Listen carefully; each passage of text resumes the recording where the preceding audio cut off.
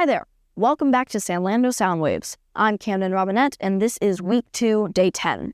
I will be reading Hebrews chapter 1, verses 1 through 3. In the past, God spoke to our forefathers through the prophets at many times and in various ways. But in these last days, he has spoken to us by his Son, whom he appointed heir of all things, and through whom he made the universe.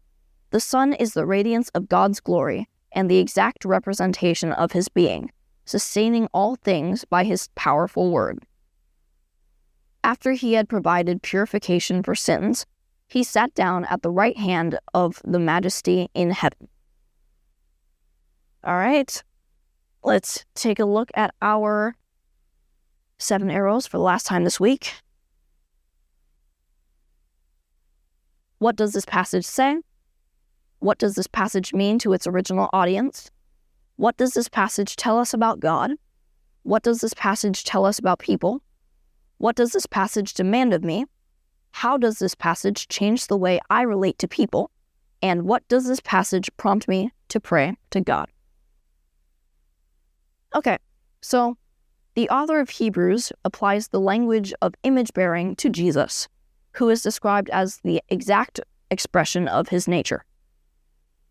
Sometimes you might hear it said that a child looks like his or her parents. A child's facial features or physical characteristics are designed in such a way that they model one parent or the other. Yet no children are exact imprints of their parents. In the same way, no person God makes is his perfect image. Sin makes this impossible. We fall short of our created design. But there is one whose image reflects God perfectly at all times because he is God. Jesus is not made in the image of God. He is the image of God. If we want to know what God is like, the writer of Hebrews reminds us we should look no further than Jesus.